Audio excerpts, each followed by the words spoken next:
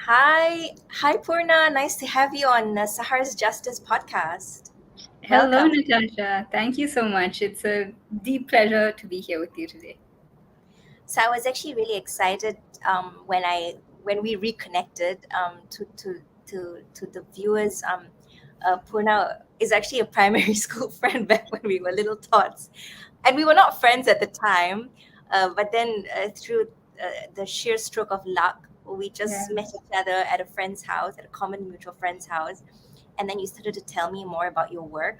So immediately I thought, you know what, I need to bring you into the podcast, and to also connect you with some of our peers, our colleagues in our network. So as you know, Sahara is a peer-led network of human rights defenders from all over the world, from Latin America all the way to East Asia. And all of us are doing the work to end gender-based violence, and this often involves justice and accountability work, which requires, interfacing with difficult institutions, dangerous perpetrators, and the challenges is just part of the occupational hazards, as I would put it. Um, so I think that's why I decided this it's so important for us to connect with practitioners in different um, uh, fields of work, including yours is very unique, and you're a young woman doing this work, so it was even more an imperative for me to bring you on. But without further ado, I would love for you to introduce yourself. Tell us about your work, and why is it unique, as a field of practice, and why you chose this field. Sure. Thank you so much, Natasha. Once again, I have deep respect and admiration for the work that you and your organization are doing. So it's really a pleasure for me to be speaking with you tonight. So I am a naturopathic doctor. I was trained in America, where I am a licensed ND in the state of Washington. But when I'm based in Singapore or seeing clients from outside of Washington, I operate as a health and wellness consultant. So, naturopath, very simply, practices a holistic sort of medicine, looking at the individual as a complex, interconnected systems of informing all of their health and wellness. And the way I would approach health is through natural, holistic forms such as diet, lifestyle, herbs, supplements, and so on. In addition to being a naturopath, though, when I was in school, I specialized in mind body medicine and behavioral medicine, which was of a particular interest to me. And then I realized that with everyone suffering from chronic illness, the mind seemed to always play a role. And so, mind body medicine, on top of everything else that I do, gives me a unique practice because there aren't too many naturopaths, especially based in Singapore, who also offer mind body interventions with their naturopathic approach. And what I found is, especially at the end of COVID, there was a lot of focus on mental health specifically, and I created programs tailored to helping to address people to step into strengthening their mind body connection, managing their anxiety and their stressors, all without the use of medication or beyond the use of medication. What can they do through their body, through supplements, through nutrition, herbs, diet, lifestyle that can help to support their mind body wellness? And I found that that work has become very meaningful. It's almost the bulk of what I do now. And it creates a very lasting difference to my clients because I am very keen that I set people up for success and they don't have to rely on me, their practitioner. So everything I do is to create a system for people to, at the end of the day, have their own toolbox, have their own resilience methods, which rely on themselves and not anyone else. Thank you so much. And this is I mean, you're a doctor, so it's you had to study medicine in some form or the other, and then you chose this particular path of medicine. Yes. Yes, in a way, yes. So 4 years of medical school, and then whilst I was there, I decided mind body medicine appealed to me so much that I started specializing and focusing a lot of my practice on that. Very good. Very good. Well, I shared with you at length about just the different experiences that human rights defenders go through, and the challenges that they face on an everyday basis. Um, Something that you mentioned was, even earlier, was that somehow human rights defenders are, their bodies or their minds are just set up for being resilient, and to be able to cope with this work and to continue this work over a long term, oftentimes for their lives. Um, but at the same time, I think there's a growing recognition that we really need to examine how, I mean, I think we need to feel entitled to a safe workplace. So then it's up to us, those of us who are leading organizations, or those of us who are influencing the organization and the setup of workplaces, to think about what safety means for us beyond the physical level. Um, I wanted you to just talk me through, what do you mean by, I mean, you knowing a little bit about our work. How do you how do you think we can start to set up that system for ourselves, as we go about the everyday work and not being able to pull out of it? Yeah, this is a very important question, Natasha. I don't know if I have a fully formed, robust answer, but I'm going to attempt to answer you. So, safety is the word that you used, and it's basically how I empower all my clients to understand their world, because it is the mechanism through which our human species moves through this environment. We are always we are wired to look for cues that are threatening our safety. Yeah. And that's a very important skill, because if we didn't have that, we wouldn't have survived for 300,000 years as human beings, you know? So it's integral to how we are as humans for our survival. So now, thinking about the group that you work with, human rights defenders, they are a very unique subset of individuals who are, because of the nature of their work and potentially where they might be even geographically located, have their safety mechanisms maybe on high alert much of the time. And this is important because sometimes they will truly be unsafe and in a situation in which they need to mobilize and activate getting themselves into safety. My worry as a mind body practitioner is that when the human body is constantly into what we call fight or flight or assessing safety all the time, there's a hypervigilance that gets created, and then the tipping point becomes much more easily tipped over. And the question thereby for human rights defenders is to be able to step into understanding what their stressors are, what their triggers are, and when a situation is genuinely unsafe versus just simply their body responding to a threat that may not be true. Mm. Because a lot of things can trigger the mind body into feeling unsafe. Things that mimic certain traumatic events can trigger a sense of unsafety. Conflict, even if it's not physical conflict, emotional conflict, mental conflict, can trigger the body into feeling unsafe. And then if a human body biologically is in a fight or flight situation for too long, once their stress response has been activated for too long, there are certain hormones that flood the body in a way that the body has not been used to. Because we're meant to go into fight or flight and then we're meant to come out. If you're in fight or flight for too long, there are imbalances now in your biochemistry, which can then lead to further health conditions. And that would thereby be my worry for anyone, clients, human rights defenders, because one might then start developing symptoms that one is not associating with a psychosomatic origin. For Yeah. example, chest pain, palpitations, insomnia, gut problems, incontinence, panic attacks.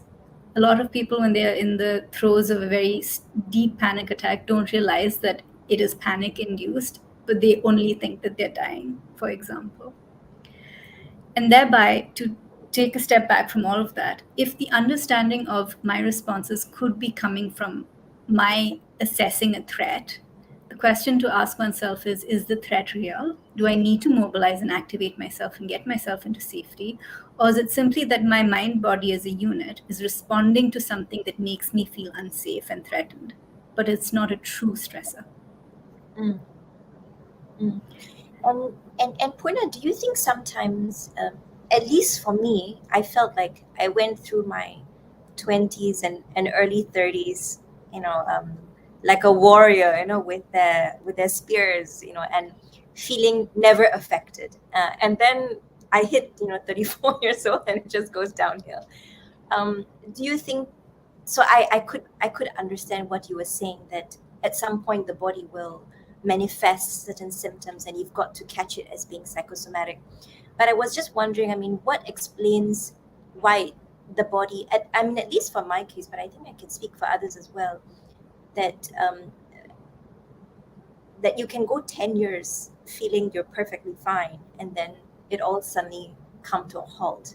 What Yeah, explains that? yeah, absolutely. This It's actually reminded me of something you once said, Natasha. I attended a panel where you were speaking, and you said something that left such a deep impact on me and the work that I do, where you said the human body knows to survive. And that speaks to the question that you've raised, which is why is it that for 10 years nothing seems to be happening? It is basically this premise that the human body knows how to survive. And if you're mentally a very resilient person with lots of ways in which to navigate a difficult situation, your body will be with you and keep you alive. Little symptoms may not be obvious to you, and you have the benefit of age and perhaps good foundations of health prior to that as well. But I at see. some point, an aging process and a constant flood of the stress hormones through your body will slowly start wearing away at some system, whatever that system might be. For some people, their gut health might take the hit. For others, it might be cardiovascular that takes the hit. But when stress and inflammation start flooding the body for prolonged periods of time, then at some point symptoms will appear. Now, that period of time, I think, is very individualistic and subjective, depending on a person, their pre existing resilience, their baseline health, and their coping mechanisms, whatever that has been thus far. And Purna, I mean, I've seen some of my colleagues, in times of stress, in times of prolonged stress, and sometimes even traumatic events, they they become more high performing than ever, and then some people collapse and are unable to perform and even go about doing their daily routine, like packing a bag or taking a bus alone. What distinguishes those who those who end up being even more high performing, and is that also a stress response, or is that they've been able to adapt and transform themselves out of that situation? Great question. I believe it is both are adaptations. So in the case of a person who appears to be thriving, that could be true thriving, meaning within they are well resourced and able to not have all of their stress hormones firing in a way that it is unhealthy eventually for their body. But they have oriented to their super stressful situation and they know how to step into it and embody whatever it is they need to embody and fully show up for the situation. That would be a sign of true resilience. Usually, it takes years of practice and understanding yourself and self awareness to get there, but it's absolutely possible for every single one of us to have that. And so, yes, people whom you see having such an orientation, that could be that either it was ingrained into them or they have also practiced it over the years. Mm, Now, at the other end of the spectrum, those who collapse is actually their survival mechanism. It is the way that their body knows to be able to still get through this stressful period and stay alive.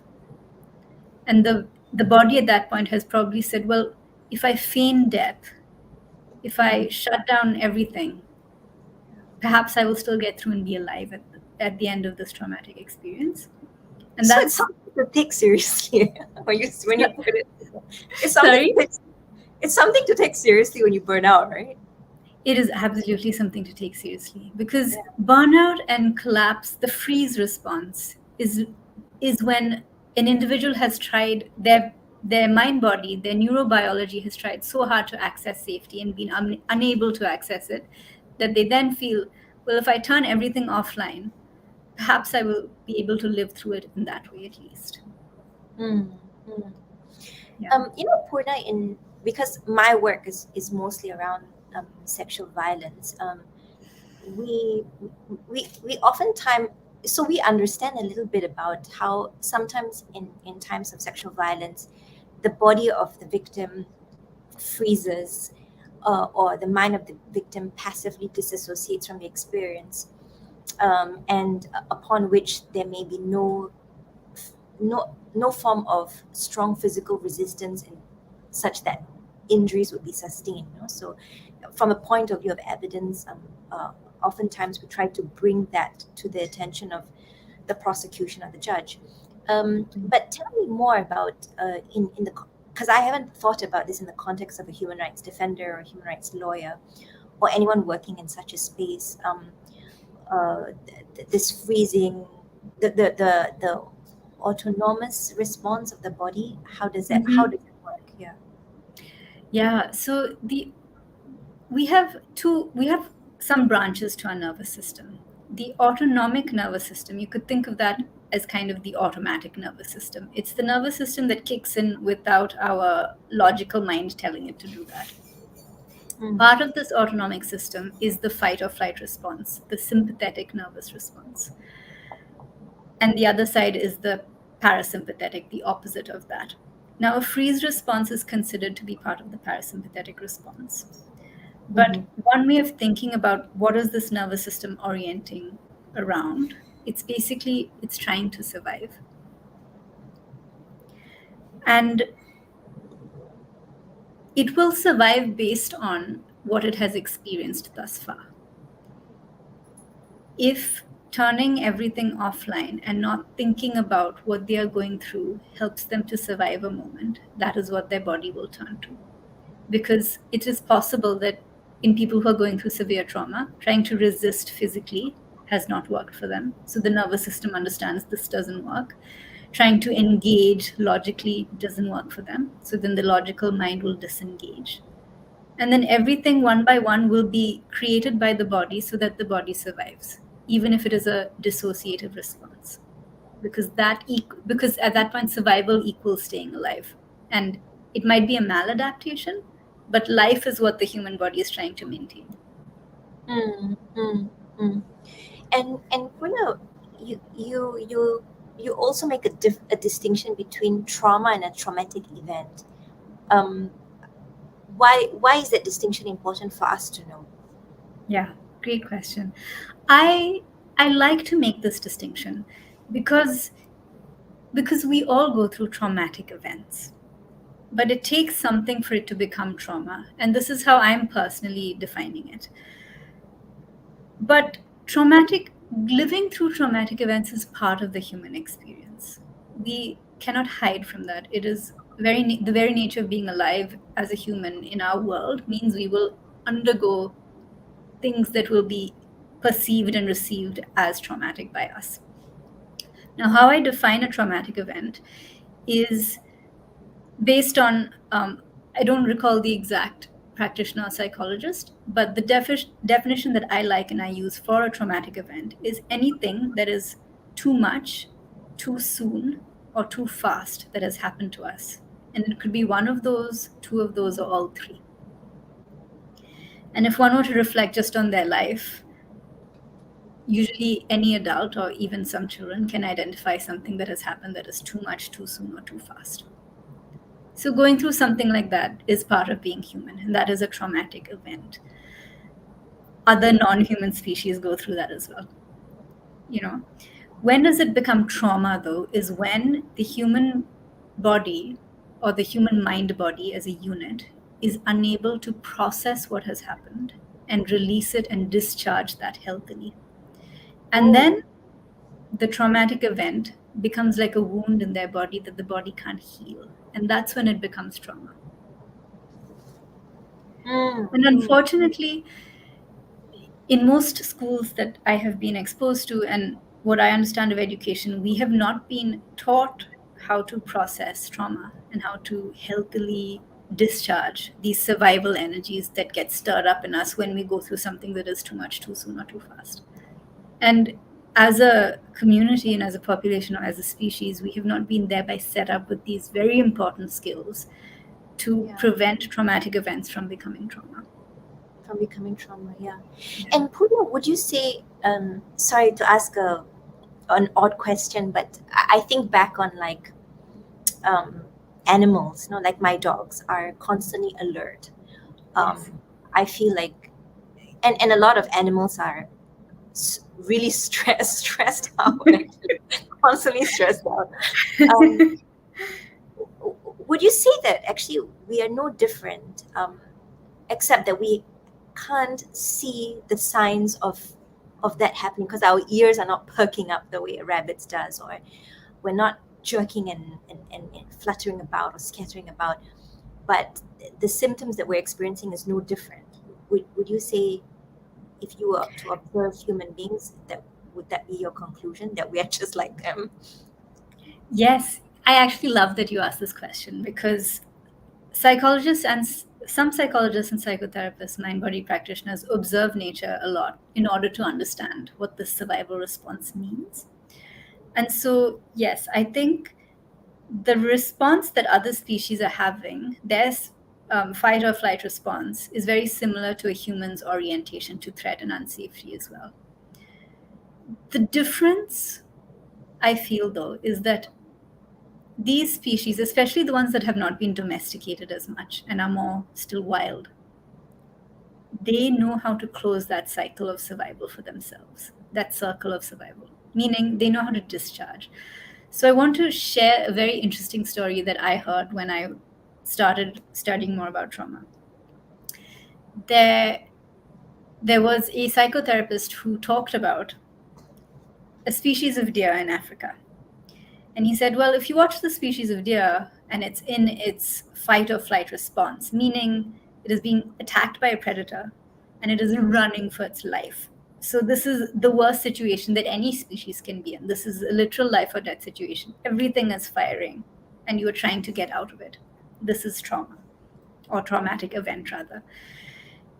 Say this deer gets out of safety. Gets into safety and gets out of danger. You would think, oh, it might, flop down on the ground, drink some water, eat some grass. But the species of deer doesn't do that. Instead, what it does is it does a full head to tail shake of its entire body before it Oh, carries on with its life. And what this head to tail shake does, our understanding at least, is that it resets its nervous system. It signals to the nervous system, you are out of danger, you are into safety now. And that closes the circle of survival for it. It goes through the traumatic event, it discharges, it heals, it recovers, and it's able to go on without carrying that traumatic event and making it become trauma. mm. But how many of us as humans know how to do that for ourselves? Yeah. But interestingly, shaking therapy is something that is used as a trauma release exercise by various therapists as well. Oh, okay. The physical motion of Of shaking. shaking. That's Yeah. right. That's right. Because something is required when you have been through very severe trauma, something is required to communicate to your body that you can release and you are safe now. Mm, And mm, that typically has to happen at the level of the body because the mind cannot logic its way out of a traumatic situation. mm, mm. Poorna, when we had a conversation earlier about this, and it's something you mentioned in the beginning, but I want to return to that, the idea, or the importance of us being able to distinguish between a real threat versus a perceived threat. Um, because I shared this with you as well, that I find amongst my circle, for those who either go through a traumatic event, or perhaps have sustained trauma, they can tell the difference between perception and reality. Um, and sometimes when working with this, it's hard to, yeah, and no, what I mean to say is that in order to survive, they they feel they have to keep perceiving that the threat is before them, and that's the only way they feel that they will be ready to overcome the challenge. um, but then when for us human rights defense, we're constantly interacting with police, physicians, healthcare workers, members of parliament, so on and so forth. When the perception is so alive in our minds that even during our interaction, when a non-threatening remark or behavior is made, let's say by a police officer, in our minds it gets inflated that they were being aggressive, they were being judgmental, they were being discriminatory, and and it affects our work because it doesn't allow us to see the situation for what it is, but rather Right. to see the situation from a threatening lens, because then I am prepared. Yes. If I'm prepared for the worst case scenario, then I'm prepared for anything. Yes. Yeah, so the impact is twofold. One, it's an impact on ourselves because Mhm. um, I think it's not right to be in living with always being hyper alert or feeling everything is a threatening situation. But secondly, it doesn't allow us to, in our work, we need to build bridges with our rivals, which, Mm. and so when we always consider them as a threat, it is very hard to bridge the gap between us and the And state, then, or so on. So I would really like you to tell us more, like how does one distinguish that this is a perceived threat, it's not a real threat, and you need not be over prepared and alert. How would you go about advising someone to make that distinction for their own selves? yeah, it is. It is an individual assessment, I would say, because there's a lot of nuance in the context that you're talking about. However, everything that you have said is absolutely relevant to the advice I would generally give, even if it is an individual journey of assessment. The first thing, though, is to have the deepest level of compassion for oneself in this position, because it is a survival response that's being activated, right? The reason that one is hyper vigilant around safety and hyper vigilant around other people being threatening is because you as an individual are now trying to survive and trying to do your work. And there should thereby be the utmost amount of self compassion in understanding that, firstly. So, self awareness around the fact that I might be hypervigilant around safety is important, but self awareness paired with self compassion, that the reason this is happening because I'm trying to survive, this is my survival response here.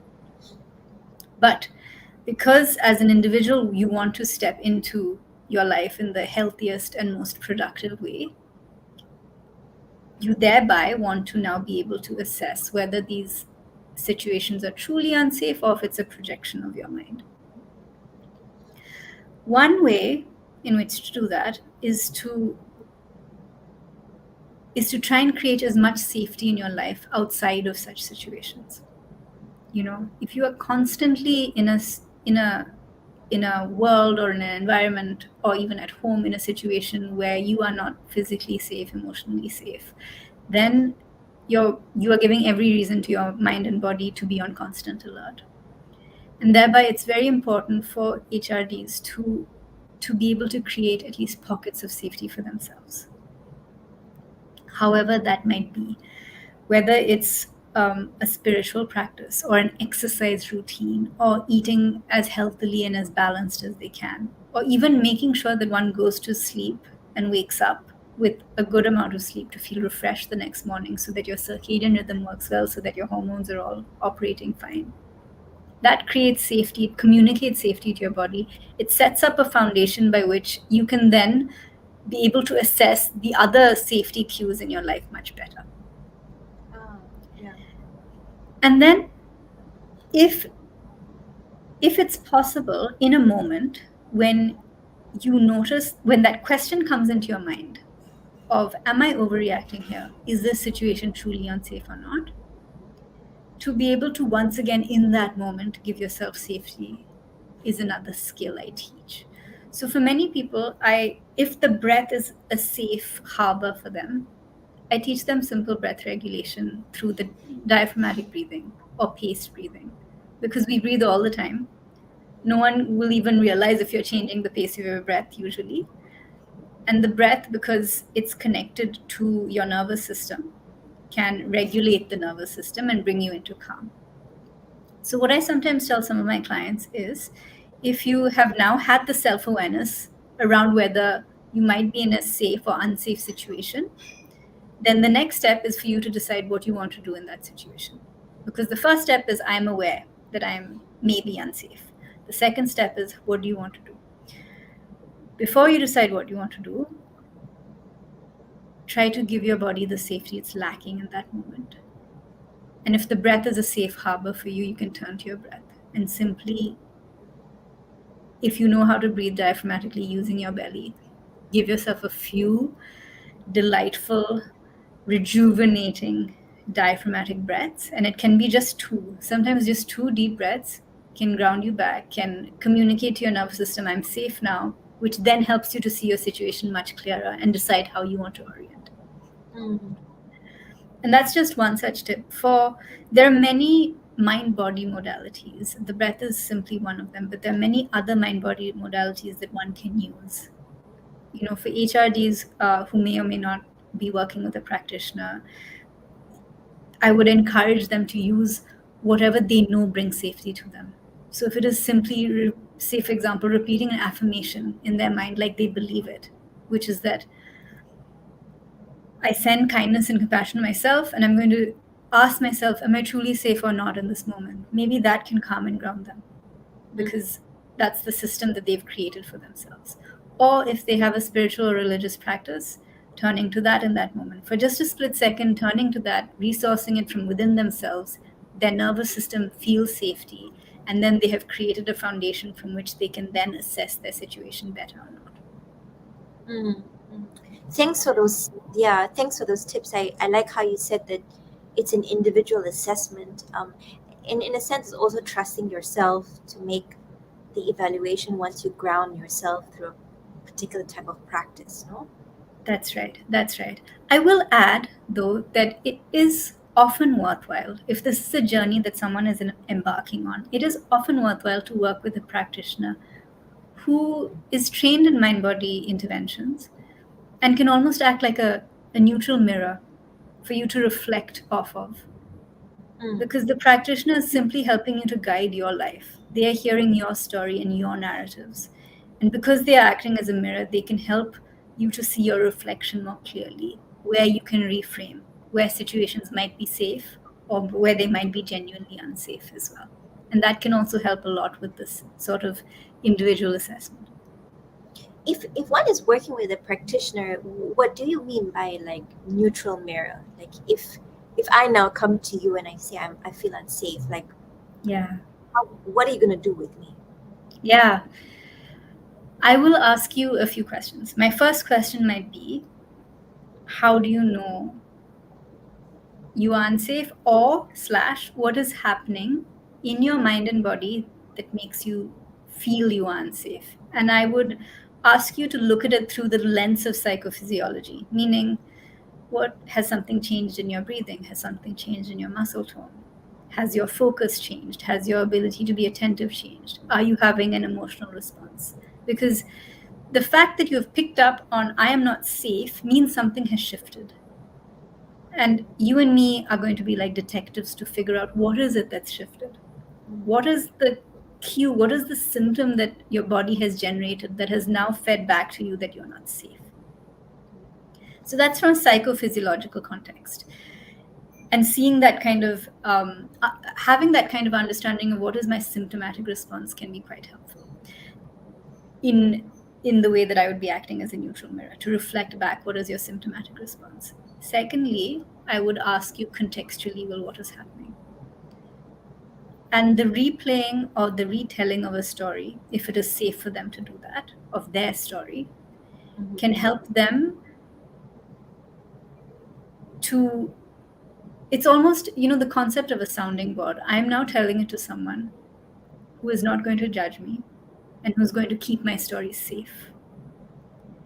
And if the practitioner is appropriate and correct for this individual, it can be almost like eventually watching a movie and having things reflected back to you around that movie, except that this movie is your life. So it's working in a slightly different way.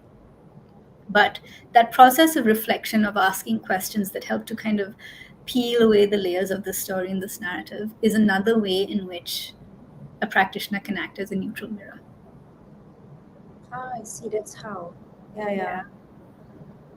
yeah. And when you use the word reframe, uh, what does the process of reframing look like? How do you do the reframing? Ooh. No one answer for that, because everyone's story is so different and beautifully unique, which is why I feel privileged to do the job that I do. Basically, it comes down to the very fact, though, that at every point in time, usually, there are a bunch of stories that are running the show in our subconscious mind around who we are, what we're doing, what we mean to this world, what other people mean to us, what situations mean, etc. Sometimes those stories can be completely spot on and accurate and help us to navigate in a way that is very resilient and thriving. Sometimes those stories can be narratives that do not accurately reflect the reality of what is going on. In which case, a practitioner, through the process of such questioning techniques, also can help someone to see their story but change the narrative. Mm. Because it's not that we are denying or dishonoring the story. The story is your story or whoever's story. But the narrative associated with that story is what can be reframed if it's appropriate, if it is not a true reflection of reality. Mm. And those narratives that we make, I mean, they have a purpose. Yes, Even survival. Once again, it's usually survival. Oftentimes, these narratives can be created in childhood and or through trauma. Because when you are a child, you are innocent, and everything that you're picking up from your world, from your parents, from your immediate environment, is informing your subconscious mind that this is the way my world is. And thereby, as you grow up, that narrative doesn't shift, because in childhood, that's what your subconscious mind has decided is the reality of the world that you're in. So it's sometimes called an error in innocence, because you are completely innocent when this error is made. And a, working with a practitioner, or simply working with yourself, if one has the capacity to do that, you can start connecting dots. Though, why is it that the situation in adulthood creates this sort of unsafe response in me? Could be because of something that happened in childhood. Or why is this situation now creating this unsafe response in me?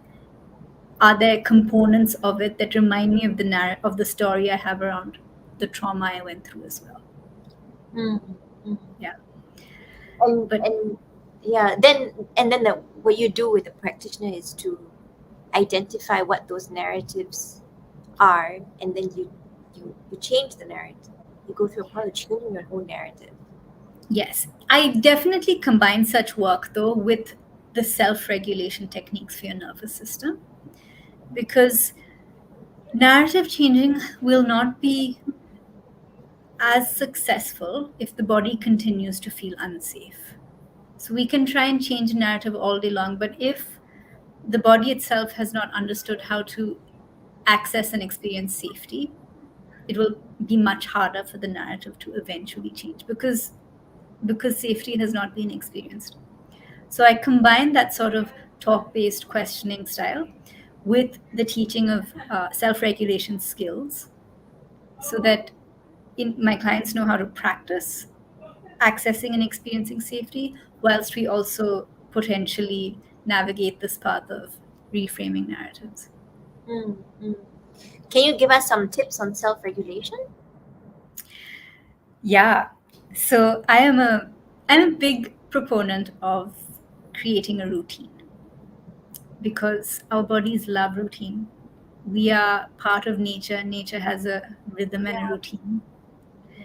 And it's only in the last couple of centuries that we have shifted into a very, for some of us at least, shifted into a more urban way of life with electricity, with ways to stay up past sunset, with ways to sleep way past sunrise as well, to eat at whatever time we want to because we have more access to food, so on and so forth. But what all of that does is it almost creates a disharmony to a biological system, meaning the human body that has been used to routine for hundreds of thousands of years prior to that. So I always ask my clients, usually in session 2 or session 3, do you have a routine? What does this routine look like? So now for HRDs who might be in conflict zones or working with very complex situations, they might not have a regular routine, but it's quite possible that within a 24-hour period, they are waking up and they're going to bed, which is routine enough in a way. Because once you wake up, you have the opportunity to do a certain set of items, and before you go to bed, you have another opportunity to do a certain set of items. And those two times of day, when you wake up and when you go to sleep, sandwich your day. They can be the foundation that then they can be the foundation you mindfully create from which the rest of your day unfolds and from which you unwind at the end of a day as well. So when you wake up in the morning, for any HRD or anyone listening to this, ask yourself, what do I do to bring safety into my body? Do I jump out of bed, check my social media, run to the bathroom, and then run out the door and start working? Or do I take some time to ground into my day, check into my breath, look outside of the window, pick up the sunshine, maybe moisturize my body with oil or cream, take some time to drink my water before I drink coffee. Coffee on an empty stomach is not a good idea. Caffeine can create anxiety. So, what are you first giving your body to nourish yourself? Is it a herbal tea? Is it just plain water? After that, do you have a breakfast that is balanced and nutritious based on where you are living and what you have access to? Or is it something that is ultra processed and out of a package? Because all of these things are how you are slowly setting yourself up for your day. And the way that you give yourself all of that will usually dictate how your day is going to be set up. Now, in the morning as well, exercise in a way that's suitable to your body's constitution is also very important. So as you start aging, you might wake up and feel, oh, joints are hurting, um, muscles are feeling tight, and people with jobs that require them to show up might be ignoring all these symptoms. But that is another time to just have gentle self-awareness, have compassion for yourself, notice which joints are hurting, which muscles are feeling tight. Just take 1 minute to stretch them out. Google on YouTube, how do I do these basic stretches if you are noticing chronic pain in some part of your body. And then give yourself full permission that I am going to use these couple of minutes just to move my body, my joints, and stretch myself out. Because that again communicates safety to your nervous system. It improves circulation, which helps to reduce inflammation. And then you can go about your day. And then similarly at night, if it's been a tough day, if a lot has happened, if you've gone through some kind of traumatic situation, the shaking thing is actually quite true because your body is looking for a way to reset and discharge. So if you can move your body in a way that feels freeing and safe for you, I encourage everyone to move their body. It can literally be as much as a silly full head to toe shake in your room, or it could be dancing. It could be going to the gym and running it out, or It could kickboxing also be session. singing, no? Sorry, In some cultures, they sing their they heart sing. out. Yeah. Absolutely. Oh, singing is actually, so there's an important nerve that feeds some of the vocal cords as well, that is responsible for the relaxation response. So singing, humming, gargling, things like that can also help. Splashing your face with cold water, because cold, our bodies have very interesting responses to both hot and cold, but it helps the body to also know to regulate when cold water is splashed onto the face. And so just calming yourself down in these various ways. If it helps people to journal or to talk to someone, to have a support structure, making sure you give yourself all these things. And so I really emphasize consistency over quantity. Do this every single day of your life, because people who are especially working in a human rights context have a lot of occupational hazards, as you said. And so it's not about creating this elaborate 20-minute, half an hour morning routine and evening routine. If you can do that, fantastic. But consistency will be better than quantity. If you can give yourself something every single day, that creates a long lasting foundation, and that creates constant feedback to your mind and body that there is safety for you, that you can access, and that you are familiarizing yourself with. Mm. Yeah. Poorna, I had two questions to follow up. What what is it about, like, oftentimes the advice is go out in the nature, take a walk, be in the sun, look into the trees, look at the leaves. It really is therapeutic, no, but what is the connection with that? What's the relationship between being out and in the green with this safety space? Why do we resort to that? It's, I think the mechanism per research is still being explored.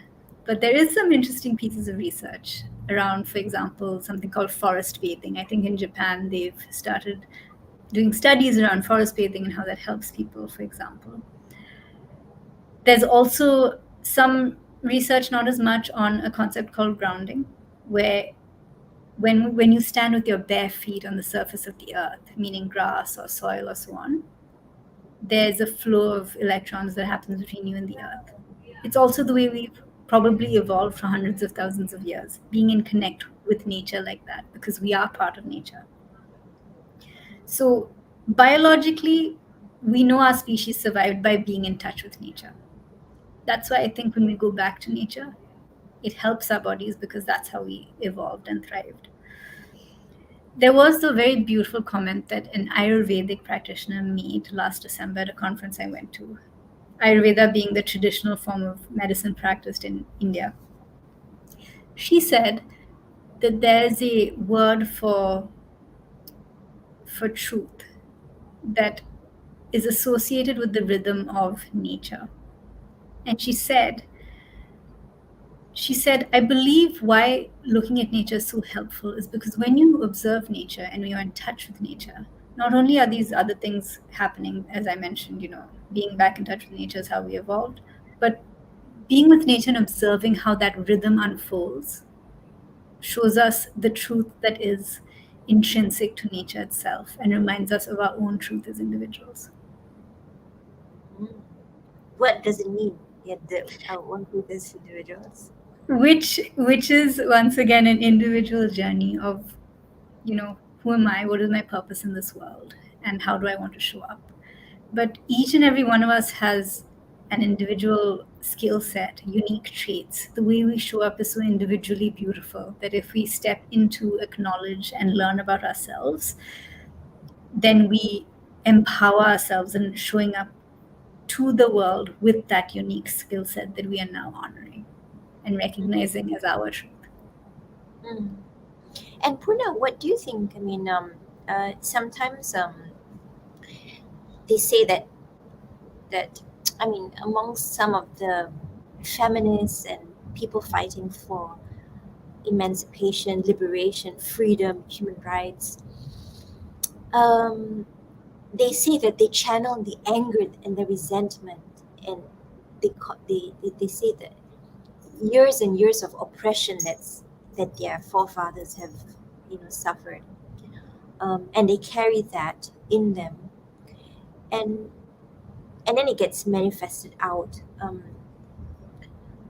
Are there empowering ways of working, and then I don't know, disempowering ways of working? I don't know. Is anger a useful feeling to have?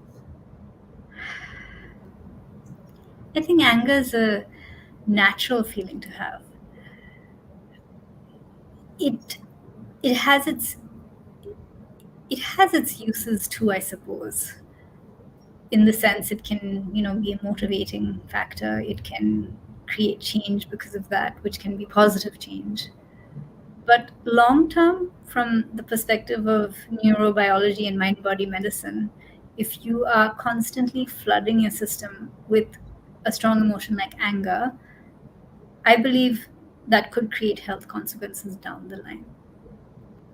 And it's thereby something to question for people who live in a zone of anger. Where is that anger coming from? What needs to be healed for myself? Mm. Because anger is leading you into a question of self-discovery, which I think it's important to journey if you're, looking at your own That's health, great. Yeah. in addition to the work that a person might be doing. But then, Yeah.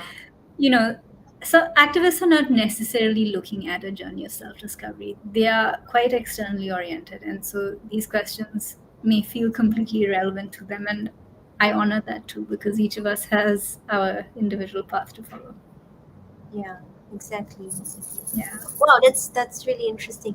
And for those, I mean, for those many of us who, for example, you work in a case, you work so hard on it, and then you see the case fall apart, the judgment not delivered according to what you had expected. You see foul play, you see corruption, you see um, people around you just colluding to avert justice or to avoid it, and then you come back home or to the office and you feel completely like Yeah. everything you worked hard for. You hear the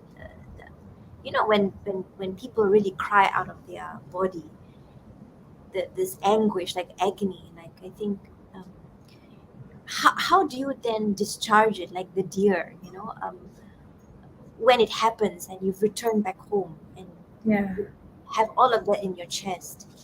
How would you work with that? It's important not to shut down that process. So sometimes a coping mechanism for people might be to ignore this. If I compartmentalize my emotions and carry on, then I will be able to cope and survive. But if a person has the place and bandwidth and the space to process, then that's a step I would encourage. Processing something like that though can take time.